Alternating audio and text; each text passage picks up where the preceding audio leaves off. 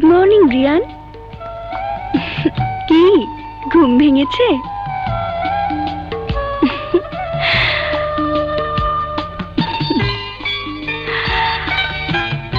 রাতে বেশি বেশি দুষ্টুমি আর সকালে দেরি করে ঘুম থেকে ওঠা।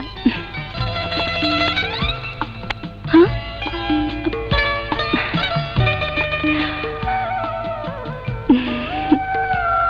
রিয়া,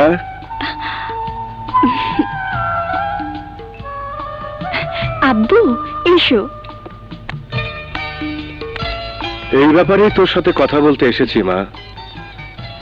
রিয়ানের বাবা আর আমি দুজনে মিলে প্রতিজ্ঞা করেছিলাম তোদের বিয়ে দিয়ে আমাদের সম্পর্ক চিরস্থায়ী করব। আমি জানি আব্বু।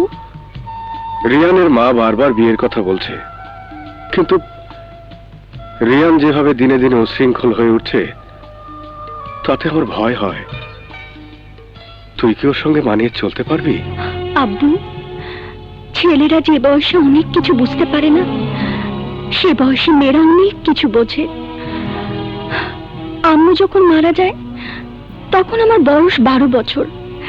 তার আগে 2 বাসায় যাতায়াত হতো প্রায় রোজ।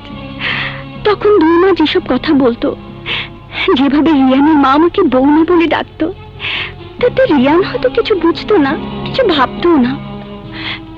কিন্তু আমার সেই ছোট্ট মনটার উপর তখন থেকে যে ছাপ পড়ে গেছে তার কখনো মুছেনি।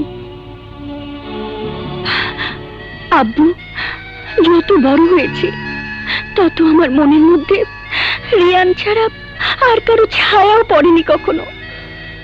কিন্তু মা, তোর বাবা হিসেবে আমিও তো তোর জীবন নিয়ে না ভেবে পারি না।